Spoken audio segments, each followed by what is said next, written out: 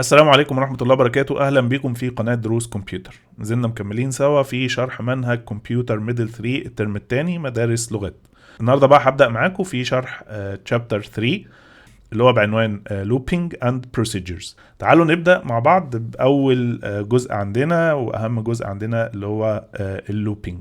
طبعا دي الاوبجكتيفز او الاهداف. في المقدمة كده بيقول لي ان انت في الشابتر السابق اتعلمنا سوا ازاي نexecute a specific code based on a condition expression او conditional expression. يعني شفنا مع بعض في الجزء اللي فات ازاي اقدر اران كود معين او execute كود معين بناء على condition او شرط معين. لو الشرط ده اتحقق فبيتنفذ كود معين، لو ما اتحققش فبيتنفذ كود اخر على حسب اللي انا بكتبه في الكود بتاعي. وبيقول لي بقى في الشابتر ده هنتعلم سوا how to repeat، و repeat هنا معناها تكرار، فازاي اقدر repeat a certain code، ازاي اقدر repeat كود معين او كود محدد for a number of times. يعني فكرة اللوب، اولا كلمة لوب معناها زي لف او دوران او تكرار يعني. ففكرة اللوب ان انا بيبقى عندي كود معين او تاسك معينة عايز اعمل لها تكرار عدد معين من المرات. الكلام ده عايزين نشوف ازاي هنحققه باستخدام الكود. فقال لي انت عندك تو ستيتمنتس، او المفترض يعني اللي احنا هندرسه في المنهج بتاعنا تو ستيتمنتس يقدروا يحققوا الهدف ده. الستيتمنت الاولى اسمها الفور نيكست، والستيتمنت الثانيه اسمها دو وايل لوب. هنشوف دي والاتنين بيحققوا هدف واحد اللي هو موضوع اللوب. قبل ما ابدا معاكم تعالوا افكركم كده. قلت لكم ان احنا درسنا كونسبت مهم قوي في الترم الاول اللي هو الفلو تشارت، واخدنا 3 انواع من الفلو تشارتس اللي هو السيمبل فلو تشارت، وشفنا مع بعض البرانش. وبعد ما شفنا البرانش شفنا ازاي اللي احنا درسناه كفلو تشارت في الترم الاول ازاي نقدر نحققه باستخدام الاكواد. والنهارده برضو هرجع اكد عليكم ان احنا كان عندنا نوع ثالث من الفلو تشارتس اسمه اللوب فلو تشارت. تعالوا افكركم كده بسرعه كنا بنعمل الكلام ده ازاي. يعني مثلا في الترم الاول في بعد ما مثلا بنبدا نشرح كده في البدايه ايه هو اللوب وفكره اللوب، بنبدا ب اكسرسايز او اكزامبل. ان انا مثلا عايز اعمل بروجرام بسيط جدا ان هو عباره عن فورم احط عليه مثلا باتون او كوماند باتون، ومجرد ما ادوس على الكوماند باتون دوت يكاونت النمبرز فروم 1 to 3. يعني ادوس على الزرار فيظهر لي النمبرز فروم 1 to 3. ففي النهايه لما بنوصل لشكل الفلو تشارت بتاعنا بيبقى بالمنظر دوت. ان ده الشكل طبعا اكيد يعني حتى لو في حد اتخض دلوقتي، هو المفروض ان الشكل ده انتوا درستوه في الترم الاول وحفظتوه، فبالتالي مش غريب عليكم يعني. فكان فكرة الشكل ده ان البرنامج عندي بيستارت. المفروض ان انا بعمل فاريبل هسميه على سبيل المثال ام، والفاريبل اللي هو اللي احنا بنستخدمه في اللوب خصوصا في موضوع الريبيتيشن او موضوع التكرار بيبقى ليه سبيسيفيك نيم كده او سبيشال نيم بنسميه كاونتر. مش بنسميه يعني بدل ام اسميه كاونتر، لا، الصفه بتاعته ان هو صفته او الحاجه اللي هو بيميز بيها ان هو كاونتر يعني عداد. بالظبط زي ما اجي مثلا اقول لك ايه، او اقول لك مثلا عدي على صوابعك مثلا from 1 to 10، فانت هتقعدي تعدي على صوابعك، فانت كده بتعملي كاونت. فالكاونتر اللي هو الفاريبل اللي بيستخدم للعد او للكاونت ده بنسميه كاونتر. ماشي، جاي من فكره العد. فبنشئ نوع من انواع الفاريبل اللي هو صفته كاونتر، وبديله حاجه اسمها initial value او start value اللي هي هتبدا ب1. وطبعا هنشوف كمان شويه من خلال الكود ان احنا كمان بنديله end value. وبعدين طبعا هنا بيشرح لي البرنامج بيشتغل ازاي، البرنامج بيفكر ازاي عشان يحقق لي الكود بتاعي او يحقق لي الهدف بتاعي. فالبرنامج لما بعرف له variable اللي هو الكاونتر واديله start value او initial value، وطبعا هنشوف كمان ان احنا بنديله end value، هو البرنامج بيعمل زي تيست كده من خلال علامة الرومبس، وبيسأل هل الكارنت فاليو الحالية بتاعت الكاونتر او الفاريبل اللي هو الام مثلا less than or equal to 3، يعني هل انا وصلت للماكسيموم بتاعي ولا لا. فالاجابه يا اما بترو يا اما فولس. لو الاجابه بترو فمعناه ان هو هيبرنت الفاليو بتاعت الام، فبالتالي اللي هيحصل بقى ترجمه الكلام ده في البروجرام ان هلاقي ان في مسج بوكس مطلع لي رقم 1. تمام. طيب بعد كده البرنامج المفروض ان هو هينكريمنت بقى على الفاليو او الكرنت فاليو بتاعت اللي هو الفاريبل ده اللي هو نمبر معين وليكن ال1، فبالتالي الفاليو بتاعته هتبقى 2.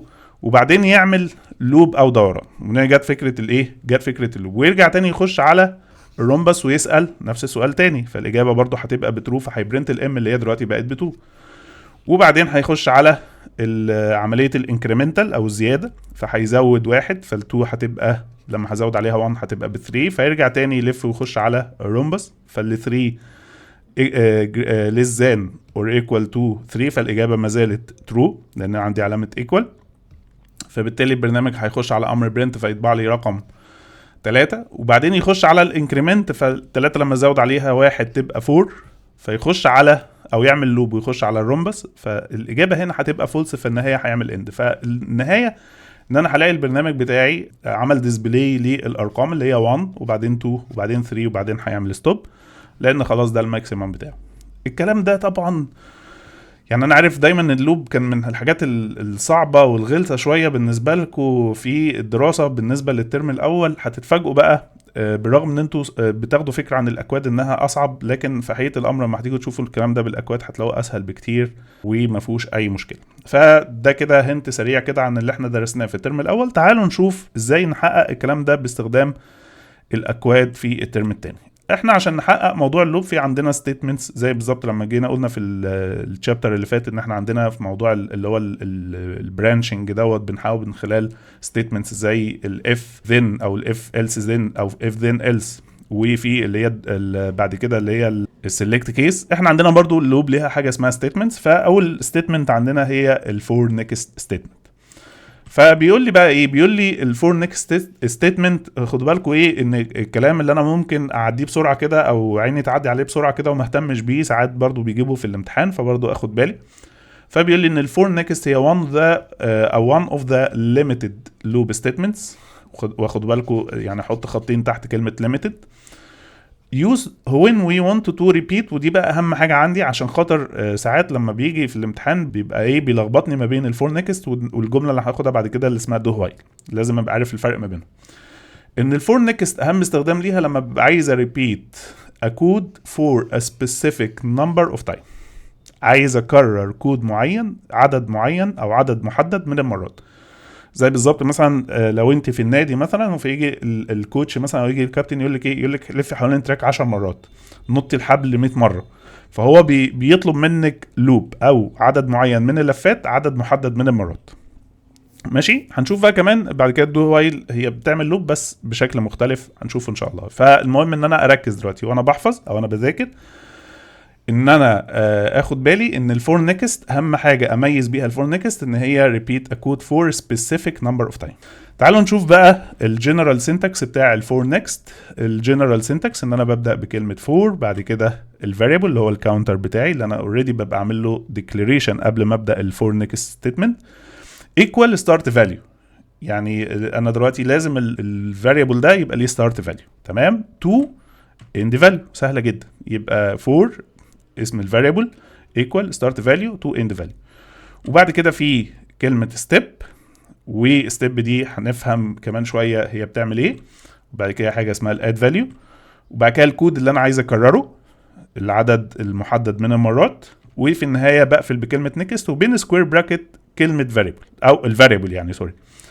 واي حاجة في الاكواد عندنا between square brackets دي معناها optional. يعني ايه optional؟ يعني ممكن اكتبها وممكن ما اكتبهاش، او لو انا نسيت اكتبها الكود هيشتغل بدون اي مشاكل. تعالوا نشوف مع بعض. طبعا هنا بيشرح لي بالتفصيل كل حاجه من دولت، الفاريبل اللي هو الكاونتر، وبيأكد عليا عشان برضو دي من الحاجات اللي ممكن تيجي في الامتحان ان الفاريبل المستخدم او الكاونت اللي هو الفاريبل اللي هو نوعه كاونتر المستخدم داخل جمله اللوب بيقول لي must be numeric. ودي برضو من الحاجات اللي ساعات بتيجي صح وغلط، ان لازم يكون نيوميريك. فمثلا يجي لك صح وغلط يقول لك ايه، يقول لك ان الفاريبل كاونتر او الكاونتر فاريبل المستخدم في اللوب ستيتمنتس ممكن يبقى سترينج، ممكن يبقى ديت، ممكن يبقى تايم. لا لازم يكون ايه، لازم يكون نيوميريك اللي هو يا اما انتجر يا اما ديسيمال، تمام. طيب الستارت فاليو ده الستارت فاليو اللي هبدا بيه الاند فاليو، والاد فاليو دي هنفهمها قدام. وده الكود اللي هيحصل له ايه، هيحصل له ريبيتيشن. طيب وكمان بعد كده بيقول لي نوتس. النوتس دي برضو ايه هنتكلم فيها بعد كده. تعالوا هنا بقى بيقول لي ايه، بيقول لي design the following form window to have the numbers from 1 to 3 displayed in the message box. يعني هو دلوقتي عايزني اعمل فورم، حاجه بسيطه جدا، اعمل فورم اضيف عليه كوماند باتون، اكتب عليه display numbers from 1 to 3، وعايز لما انا ادوس على الباتون يظهر لي الارقام from 1 ايه from 1 to 3. تعالوا نشوف هنعمل الكلام ده ازاي. زي ما شايفين فورم بسيط جدا، ضفت الباتون كتبت عليه. طبعا لو جيت عملت ران للاب دلوقتي او الفورم ده ودوست على الباتون مش هيحصل اي حاجه. طيب تعالوا نشوف بقى هنكتب الكود ازاي. هدوس دبل كليك على الباتون، هعرف الفاريبل اللي هو كاونتر، فهقول ديم وليكن مثلا هسميه ام از، اتفقنا مع بعض ان هو لازم يكون نمبر، فهخليه مثلا انتجر. طبعا مش مثلا لان انا عايز اعد from 1 to 3، فبالتالي دي ارقام انتجرز. تمام. طيب تعالوا بقى بعد كده هروح قايل له ايه بقى، هروح قايل له فور، الجنرال سينتاكس بتاع الفور نيكست فور اسم الفاريبل عندي اسمه ايه، اسمه ام.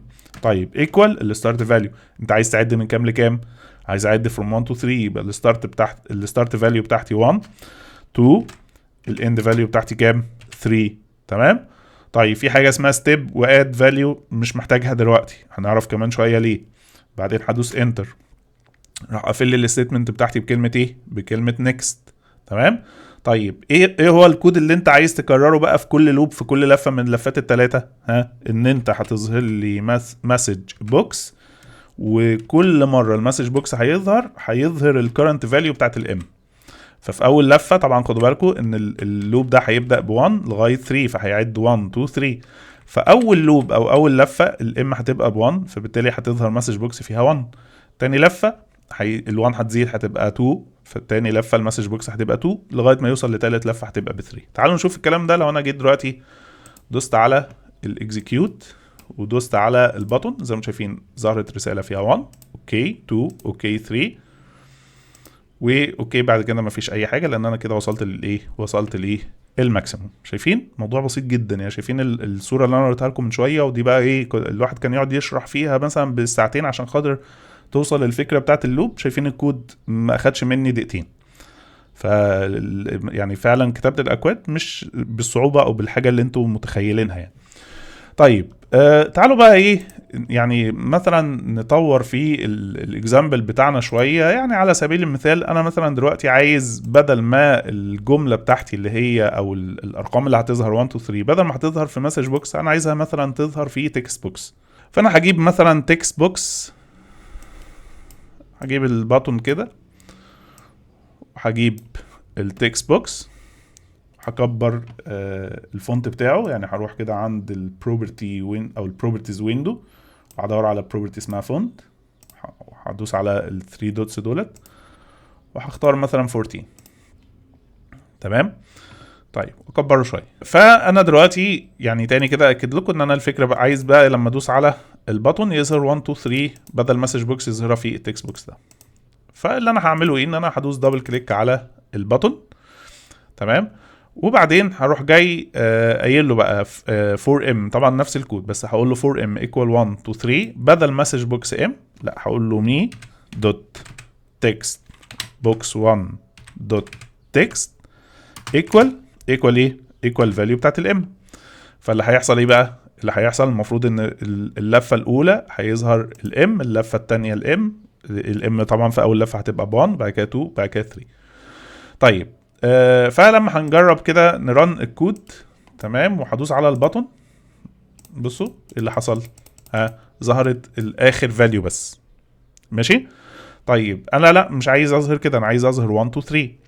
قال لي خلاص خش عدل في الكود، اعمل حاجه بسيطه جدا، ان انت بعد ما تشاور على اسم التكست بوكس ايكوال هتروح راجع تاني مشاور على اسم التكست بوكس مره تانية me dot text box 1 dot text، واعمل له كونكاتينيشن مع الفاريبل اللي هو مين، اللي هو الفاريبل بتاع الام. دي الطريقه الوحيده اللي هتضمن لك ان انت هتظهر كل الارقام او كل الفاليوز بتاعت اللوب. فبالتالي لما هاجي ران وبعدين ادوس على الباتون هبص عليه ظهر ايه 1 2 3. تمام. فعشان اظهر الارقام كلها بتاعت اللوب هرجع اشاور على اسم الكنترول مره تانية، لو بالنسبه لي هنا التكست بوكس كونكاتينيتد مع اسم الفاريبل. طيب لو انا دلوقتي جيت الباتون ده دوست عليه مره تانية، اللي حصل ساب الارقام القديمه وكتب لي الارقام الجديده. طب هنفترض ان انا مش عايز كده، انا عايز مثلا في كل مره اضغط على البطن يظهر لي اخر حاجه، يعني يمسح القديم ويكتب لي الجديد، يمسح القديم ويكتب جديد. فاكرين الكلمه بتاعت يمسح دي او يكلير او يريز الكنترول دي؟ مره جربناها كده، فاكرين؟ يا رب تكونوا فاكرين. اخدناها في الفيديو اللي فات لما كنت بتكلم على موضوع الايرور هاندلنج باستخدام الجمله بتاعت تراي وكاتش. فاكرين كان في سطر كده قلت لكم ان السطر ده او السطر ده من الكود بيمسح الكنترول اللي هو كان تكست بوكس، تمام، عشان لو عايز اكتب فيه حاجه. ايوه برافو عليكم، اللي هو كان ان انا بشاور على اسم الكنترول واقول ايكوال دبل كوتيشن دبل كوتيشن. فبالتالي انا عايز بقى قبل ما رن الفور نيكست ستيتمنت بعد الجمله بتاعه الديكليريشن هروح جاي قايل له ايه؟ اروح جاي مشاور على اسم التكست بوكس اللي هو مي دوت تكست بوكس 1 دوت تكست ايكوال دبل كوتيشن دبل كوتيشن. تمام. فده هيخلي ايه اللي هيحصل بقى؟ اللي هيحصل دلوقتي ان انا دلوقتي جيت دوست على البطن، فالكود ده كله اتنفذ، تمام، لغايه كلمه نيكست. انا دلوقتي لو دوست على البطن تاني يبقى انا كاني بعمل ايه؟ بعمل ري اكزيكيوت للكود. يعني ري اكزيكيوت يعني يرجع تاني الكومبايلر يقرا الكود فروم اب تو داون، فروم توب تو بوتوم. فبالتالي هيرجع يقرا الكود. فالمره دي بقى لما هيقرا الكود هيلاقي ان تاني سطر بيقول له ايه؟ مي دوت تكست بوكس 1 دوت تكست ايكوال دبل كوتيشن دبل كوتيشن. فبالتالي هيمسح اللي موجود في التكست بوكس ويرجع تاني ينفذ الفور نيكست ستيب. فبالتالي بصوا كل ما هبص على ايه اللي بيظهر. هو طبعا انتوا عينكم يتهيأ لها ان الحاجه ثابته، لا، هو اللي بيحصل ان بيتمسح القديم وبيتكتب الجديد.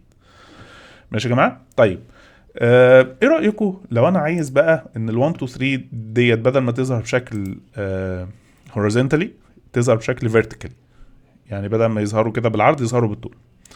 المشكله ان انا لو جيت في الديزاين وقفت على التكست بوكس هلاقي ان انا عندي فيه علامات كده اقدر من خلالها ادجست الويدث بتاع الكنترول اللي هو التكست بوكس، تمام، اقلل وازود، لكن الهايت بتاعه الارتفاع بتاعه مش عارف اتحكم فيه. الكلام ده المفروض برضو درستوه في الترم الاول في الشابتر 3 اللي هو كان بعنوان كنترولز. كان من ضمن البروبرتيز بتاعه الكنترول اللي هو بتاع التكست بوكس كان في حاجه اسمها المالتي لاين. باي ديفولت بتاخد فولس، لو جيت خليتها بترو هبص الاقي ان انا اقدر اكبر الهايت او الارتفاع بتاع الكنترول. طيب انا دلوقتي لو جيت دوست على البطن ما زال برضو ان ال 1 2 3 بيظهروا بشكل horizontally. طيب انا عشان اظبطهم بشكل فيرتيكالي، يعني مثلا يظهر 1 وينزل سطر جديد يظهر 2 بعدين ينزل سطر جديد يظهر 3، برضو الكلمه مش غريبه علينا فكره ان احنا ننزل سطر جديد في الكود دي، فاكرين؟ باستخدام اللي هي الكيورد او الكلمه اللي هي اسمها ال VBCRLF، تمام. فانا هروح جاي في اخر الكود هروح اعمل كونكاتينيشن مع ال VBCRLF Visual Basic Carriage Return Line Feed. فبالتالي لما هاجي دلوقتي ارن الكود واقول له display the numbers from 1 to 3 هبص على ايه؟ 1 to 3 فوق بعض. انا عايزكم تقفوا لغايه هنا، ولو برضه حاسين ان انتم مش فاهمين رجعوا الفيديو تاني وواحده واحده واتفرجوا عليه بالهداوه خالص، تمام. تعالوا لغايه النقطه دي وقفوا عندها، واللي بيطبق يا ريت يطبق مره واتنين عشان الاكواد تثبت في دماغه، واللي بيطبق على الورق برضو يحاول يكتب الكود بايده كده غيبي من غير ما يتفرج على الفيديو، تمام. انا عايز ان انتوا لغايه النقطه دي تجربوا وتطبقوا عشان الكود يثبت في دماغكم، عشان احنا كل اللي احنا درسناه ده محتاجينه بقى في اكسرسايز محترم كده، شغل بروجرامنج احترافي، تمام، هناخده حالا دلوقتي. فانا عايزكم قبل ما تخشوا على الكود اللي جاي او الاكسرسايز اللي جاي تطبقوا كويس جدا عشان تعرفوا تفهموا الاكسرسايز اللي جاي. رجعنا تاني بقى للبرزنتيشن بتاعنا. فهنا طبعا بيشرح لي بيقول لي ان انت هتعمل ديزاين، ده الكود اهو اللي احنا اخدناه. بيشرح لي بقى الكلام ده بالفلو تشارت نفس الشكل اللي احنا شفناه، طبعا هو بس اللي اوت مختلف لكن هو الكونسبت واحد. وبيشرح لي بقى بالتفصيل كل خطوه بيحصل فيها ايه بالتفصيل، تمام. بعد كده بيقول لي ازاي ترن الكود، وبعدين هنا بيشرح لي بيقول لي ان احنا عايزين بقى نظهر الارقام في تكست بوكس بدل مسج بوكس، فبيشرح لي الكلام ده بيتعمل ازاي وهكذا، تمام. طيب برضو هنا كل الكلام ده خلاص احنا المفروض ان احنا درسناه. تعالوا بقى ندخل على الاكسرسايز الاحترافي اللي هو شغل بروجرامنج حقيقي يعني. هنا بقى بيقول لي use your experience، خلاص انتوا بقيتوا ناس خبرة بقى، from the two previous exercises to print the multiplication table of number 3 in a text box. يعني يعني هو هنا طبعا مديني الاوتبوت لما يظهر في النهايه عشان يبقى عندي فيجن او تصور اللي انا عايز اوصل له. تمام. وتعالوا نشوف يعني ايه واحده واحده كده وبالهداوه هنوصل للكلام ده ازاي. هو عايزني اعمل كوماند باتون في عرض جدول ضرب 3 او مثلا اللي هو مالتيبليكيشن تيبل اوف نمبر 3. طبعا مالتيبليكيشن تيبل اوف نمبر 3 اللي هو هيبقى 3 تايمز 1 ايكوال 3، 3 تايمز 2 ايكوال 6، 3 تايمز 3 ايكوال 9 لغايه ما اوصل ل 3 تايمز 12 ايكوال 36. طيب انا عايز اعمل الكلام ده باستخدام الكود، وتحديدا باستخدام اللوب ستيتمنت اللي هي الفور نيكست. طيب هنعملها ازاي؟ بصوا يعني ايه، انا سيبكم من المنظر اللي قدامكم، الشكل ممكن يكون خضتكم شويه، لا انا عايزكم ايه، واحده واحده كده هنفصص الشكل اللي قدامنا ده وهنفصله من بعضه، وبعدين نمسك جزئيه جزئيه لغايه ما نوصل للنهايه ازاي نقدر نحقق الكلام ده. انا عايزكم تركزوا معايا. يعني انا دلوقتي ايه، هعمل زوم على الشكل ده. انا مثلا لو جيت قلت لكم ازاي اقدر اوصل لفكره ان انت تعمل لي تكست بوكس تظهر لي فيه الارقام اللي هي، بصوا انا عايزكم ايه، تسيبكم من كل اللي مكتوب ده وتركزوا بس في الجزء اللي في النص اللي هو 1 2 3 4 لغايه 12. سيبكم من اللي مكتوب قبله واللي مكتوب بعده. يعني تخيلوا ان التكست بوكس ده اللي ظاهر فيه بس الارقام 1 2 3 4 5 لغايه ايه، لغايه 12. لو انا جيت قلت لكم اعملوا لي فورم في تكست بوكس والارقام from 1 to 12 تحت بعض، سهله ولا صعبه؟ سهله جدا، احنا لسه واخدينها، بس الفرق ان احنا واخدينها في المثال اللي فات اللي هو كان from 1 to 3. كل اللي انا هعمله الستارت فاليو هتبقى 1 والاند فاليو هتبقى 12، صح؟ يبقى انا دلوقتي عشان اعمل الكلام ده، تعالوا نرجع تاني. يبقى انا دلوقتي عشان اعمل الكلام ده يبقى انا محتاج ايه؟ يبقى انا محتاج ان انا اعمل variable هسميه مثلا m وهديله داتا تايب انتجر، خلاص. والفاريبل ده هخلي الستارت فاليو بتاعته ايه؟ الستارت فاليو بتاعته from 1 to 12، صح كده؟ from 1 to 12. يبقى انا دلوقتي خلاص فهمت اول حاجه انا محتاجها عشان اظهر الارقام from 1 to 12، ان انا هعمل فاريبل من نوع كاونتر وهسميه m على سبيل المثال، وهخلي في جمله فور نيكست ستيتمنت هخلي ايه؟ هخلي الستارت فاليو بتاعته 1 والاند فاليو بتاعته 12. جميل جدا. فبالتالي انا لو عملت ران للكود ايه اللي هيحصل؟ اللي هيحصل ان هيظهر لي في التكست بوكس دوت الارقام from 1 to 12. طبعا بغض النظر عن موضوع اللي هو ان هم تحت بعض والكلام ده كله، انا بتكلم على المين كونسبت. طيب هتلاحظوا بقى الفكره ان دلوقتي الارقام دي اللي هي from 1 to 12 مش ظاهره لوحدها، لا ظاهر قبلها حاجات وبعدها حاجات. يعني كل رقم اللي هو من اول 1 لغايه 12 ظاهر قبله حاجه او حاجات وظاهر بعده حاجات. يعني مثلا في كل رقم بيظهر ظاهر قبله علامه 3 وبعد كده علامه تايمز وبعده علامه الايكوال وبعد كده رقم. ماشي. طيب انا هتلاحظوا حاجه، ان الجزء اللي قبله اللي هو قبل كل رقم من الارقام اللي ظاهره، الجزء اللي قبله ده ثابت. يعني ايه؟ يعني هتلاحظوا ايه، 3 تايمز 1، 3 تايمز 2، 3 تايمز 3، 3 تايمز 4. فهتلاحظوا ان ال 3 تايمز ديت ايه، ثابته من اول 1 لغايه 12. وكمان الساين اللي بعد الرقم اللي هي علامه الايكوال ساين، تمام، برضو ثابته. طب ما انا بقى لو قعدت افكر، طب ما انا ممكن اعمل حاجه حلوه قوي. ايه هي؟ انا ممكن اعمل فاريبل واخليه يشتغل زي كونتينر. يعني ايه كونتينر؟ زي مخزن كده، اخزن فيه حاجات ثابته يعني، وبعد كده استدعيه في النهايه وانا بظهر الاوتبوت، بحيث ان انا لما استدعيه يطلع لي الحاجه زي ما هي. فبالتالي انا ممكن اروح اعمل فاريبل تاني هسميه على سبيل المثال مثلا str، اختصار لسترينج، وهقول له يا فاريبل سترينج انا هستور جواك حاجه، هخزن جواك حاجه، ولما اقول لك هاتها تديها لي. تمام. طيب ايه الحاجه دي؟ هستور جواك نمبر 3. خلاص، طالما شاورت على نمبر 3 هيفضل ثابت زي ما هو. وبعدين هروح مشاور على علامه الكونكاتينيشن اللي هي علامه الامبرسنت. تمام، طبعا برسمها بشكل بشع يعني، معلش. وبعد كده يبقى ال 3، وبعد كده هروح حاطط حرف الاكس، واحنا اتفقنا قبل كده ان اي كاركتر لازم يتحط بين دبل كوتيشن ماركس. يبقى يا اس تي ار خزن لي جواك نمبر 3 كونكاتينيتد مع الاكس، حرف الاكس اللي هو طبعا حرف الاكس لما هيجي يظهر هيظهر زي علامه التايمز. تمام. طيب بعد الاكس في ايه؟ في ارقام، بس الارقام دي متغيره. طب الارقام دي متغيره ليه؟ لان الارقام دي هتيجي نتيجه استخدام الفاريبل اللي هو الام.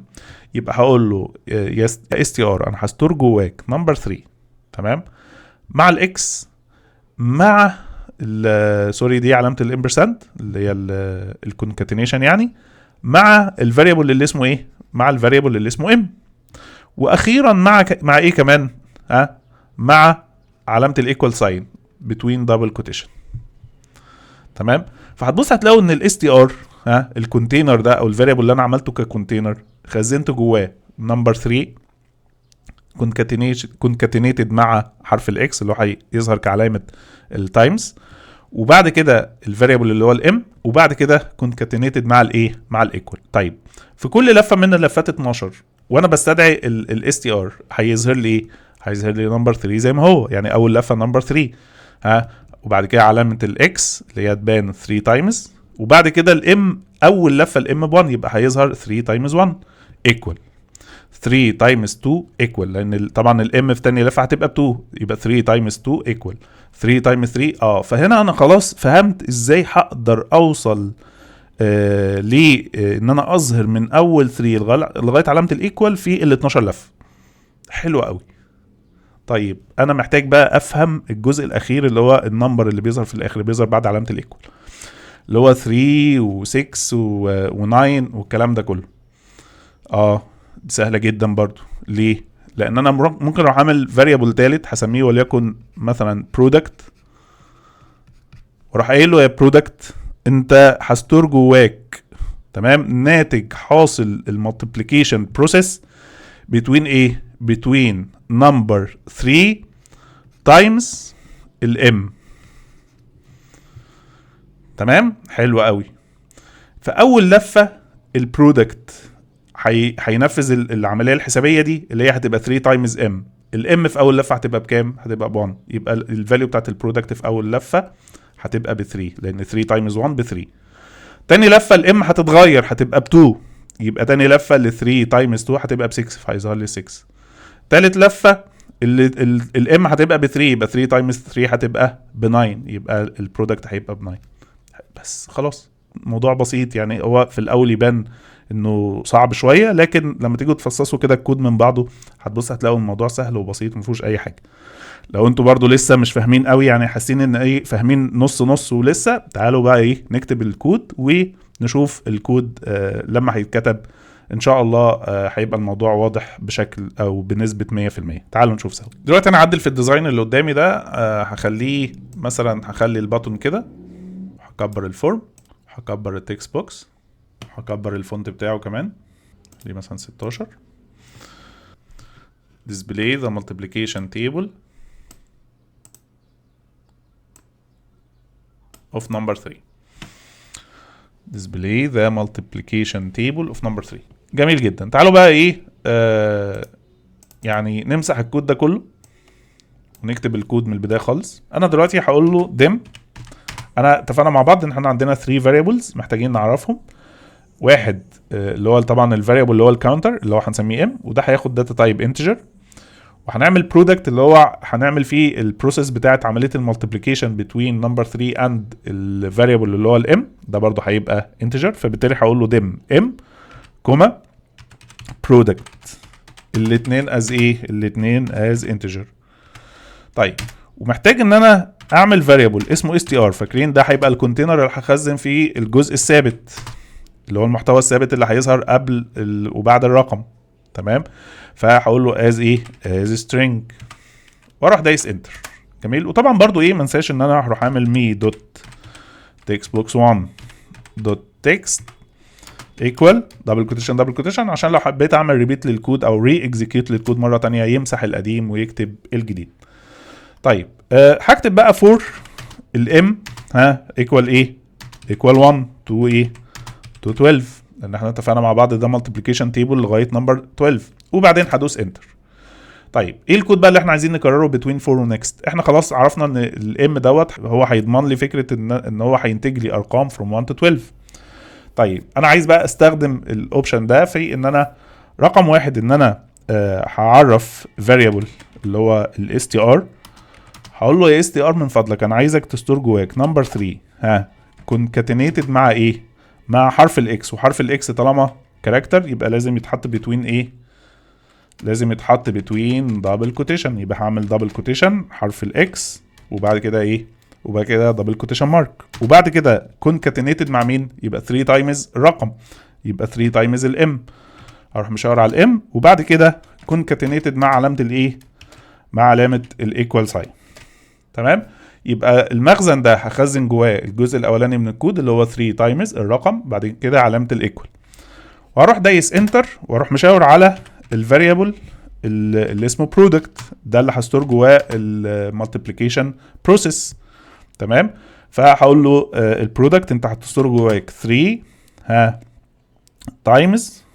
طبعا هنا تايمز بقى مش هشاور عليها ككاركتر ثابت، لا انا هستخدم علامه التايمز الحقيقيه لان دي عمليه مالتيبليكيشن حقيقي. 3 تايمز ام، ففي اول لفه طبعا الام ب1 يبقى 3 تايمز، يبقى البرودكت الفاليو بتاعته اللي هتتخزن جواه هتبقى 3 تايمز 1 اللي هي ب 3. فلما استدعيه في اول لفه يظهر لي 3، تاني لفه الام هتبقى ب2 فتبقى 3 تايمز 2 ب 6، يبقى تاني لفه الفاليو بتاعت البرودكت هتبقى ب 6، فلما استدعي البرودكت هيظهر لي نمبر 6 وهكذا. النهايه بقى ان انا دلوقتي عايز في اللي هو مي دوت تكست بوكس 1 دوت تكست، لان ده اللي هيظهر فيه الاوتبوت ايكوال ايه؟ ايكوال ارجع تاني اشاور على المي دوت تكست بوكس. طبعا ما ينفعش حد يسالني يقول لي انا ليه شاورت عليه مره تانية، لان الكلام ده انا مهدت له قبل خلاص في الجزء اللي فات، احنا اتفقنا بشاور عليه تاني عشان خاطر ما يظهرليش اخر فاليو بس، يظهر لي كل الارقام. فهقول له مي دوت تكست بوكس 1 دوت تكست كونكاتينيتد مع مين بقى؟ كونكاتينيتد مع، انا دلوقتي عايز اوصل لايه؟ اللي هو 3 تايمز كذا، فكل ده انا مخزنه فين؟ مخزنه في الاس تي ار، مخزنه في الاس تي ار. فالاس تي ار هيجيب لي اللي هو المالتيبليكيشن تيبل لغايه علامه الايكوال ساين.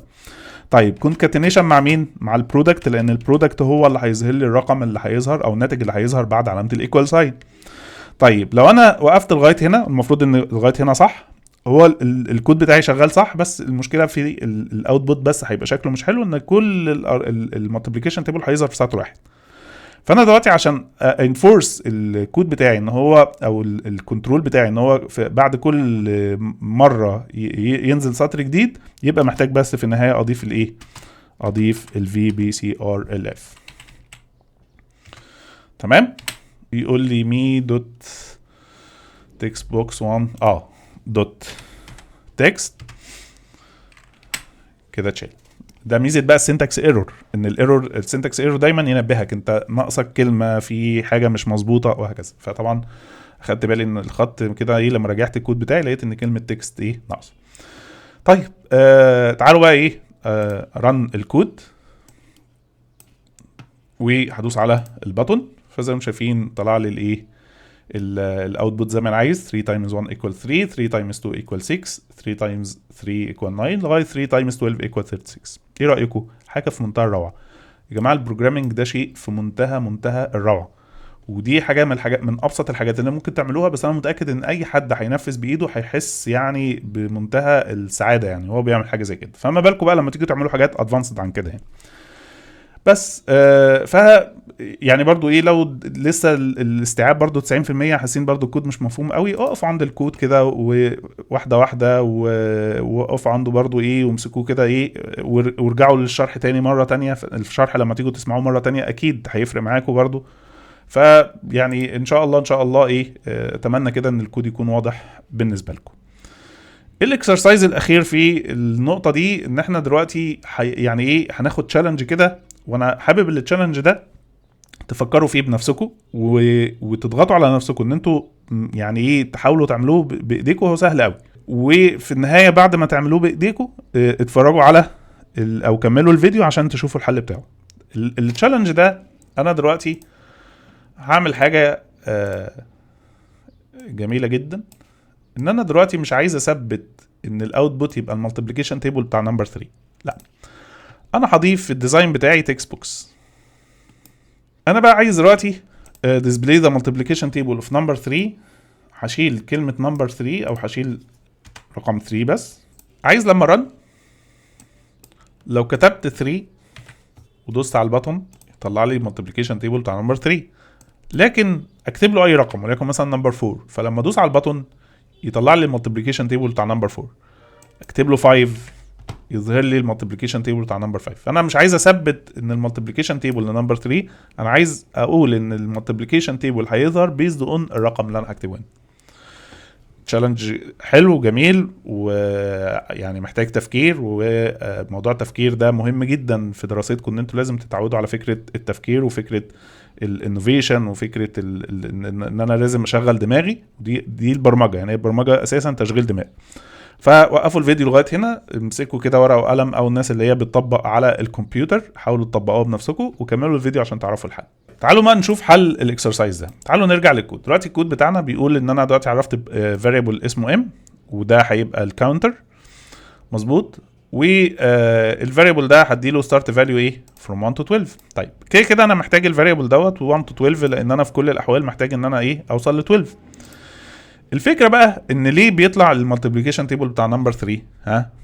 نتيجه ان انا رقم واحد في الاس تي ار قلت له ثبت لي نمبر 3 يظهر بشكل ثابت، ففي كل مره بيظهر 3 تايمز كذا. وكمان في البرودكت ثبت ان البرودكت هيضرب نمبر 3 في الفاريبل بتاع الكاونتر. خلاص انا كده حليت المساله. فكل اللي انا هعمله عشان اظهر الرقم يبقى فاريبل مش رقم ثابت، الفكره بقى ان انا هعمل ايه؟ هعرف فاريبل جديد. هعرف فاريبل جديد. ايه بقى الفاريبل الجديد ده؟ حاجه مثلا بعد الام والبرودكت هروح مثلا معرف فاريبل ثالث هسميه مثلا نم. طيب والنم دوت بقى اروح مشاور عليه قايل له ايه بقى؟ النم دوت هروح قايل له نم ايكوال مي دوت. المره دي طبعا هيبقى اكيد تكست بوكس 2، لو انا مش متاكد ممكن ارجع للديزاين واشوف الاسم بتاعه، او طبعا ممكن حد يقول لي من البدايه اعمل رينيم، هقول له برافو عليك. خلاص مي دوت تكست بوكس 2 دوت تكست. يبقى انا عرفت دلوقتي ان الفاريبل بتاع النم هو السورس بتاعه الفاليو اللي هتتكتب فيه تكست بوكس 2. جميل. فكل اللي انا هعمله بعد ما شاورت على الفاريبل وشاورت على السورس بتاعه، ان انا هخش اعدل في الكود. بدل ما هثبت ان الاس تي ار هيظهر طول الوقت نمبر 3، هقول له لا انت هتظهر الفاليو بتاعت النم. فلو كتبت لك 4 يبقى 4 تايمز كذا، لو كتبت لك 5 يبقى 5 تايمز كذا. والبرودكت بدل ما هتضرب 3 تايمز ام، لا انت هتضرب نم تايمز ام. شايفين الموضوع سهل ازاي؟ بس ده اللي انا هعمله. فبالتالي لما هاجي ارن الكود، لو جيت كتبت 3 وقلت له run المالتيبليكيشن ظهر لي 3، لو جيت كتبت 4 ودوست على الباتون فهيظهر لي 4، لو جيت كتبت 5 ودوست على الباتون فهيظهر لي ال5. شايفين الروعه؟ بس كده. فلو رجعت بقى تاني للبرزنتيشن هتبص هتلاقوا في البرزنتيشن بيشرح لي الكلام ده بالتفصيل بكل النوتس بكل الكلام اللي انا قلته. تمام. وبعد كده ازاي اعمل الموضوع يبقى variable، برضو ادي الكود اهو. فزي ما انتم شايفين الموضوع سهل جدا، مفيهوش اي مشكله.